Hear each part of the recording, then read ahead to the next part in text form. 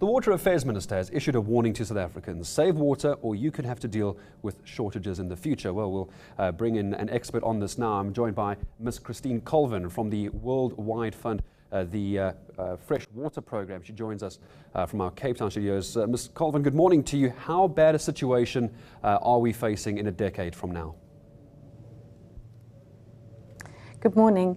Well, the Minister is certainly correct in drawing attention to the crisis that we could be facing.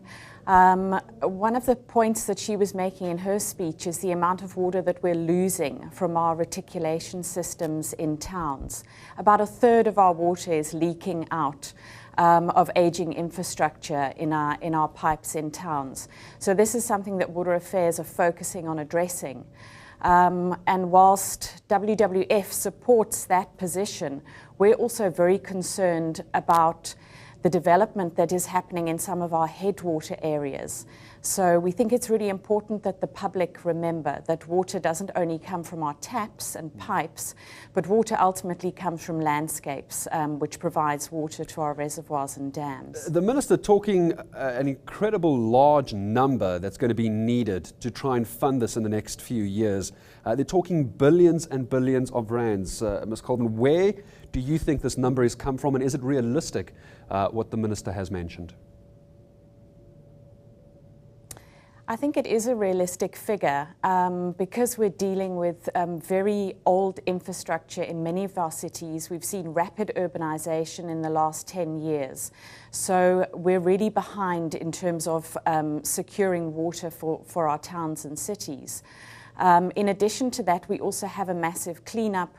We've seen a successful phase 1 introduction of cleaning up acid mine drainage in the Gauteng region, but we still sit with a huge bill for cleaning up a legacy from past polluters.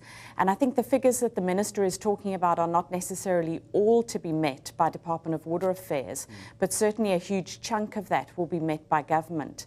And one of the concerns that WWF has is that we need to start enforcing our polluter pays principle much more effectively. Particularly mines and industry should not just be externalizing pollution costs for the taxpayers to pick up in decades to come. If we don't start fixing this now, Ms. Colvin, as a final question to you and final comment, are we going to be in trouble in 10 years' time if we don't get on top of this right now, or is it simply too little too late already? It's not too little too late, and in terms of our plans for future development as well, we're at a really critical crossroads now where we can plan, especially with our National Planning Commission and our National Development Plan, we can now plan for a water, energy and food secure future. That means that we're taking account of what our natural environment is providing.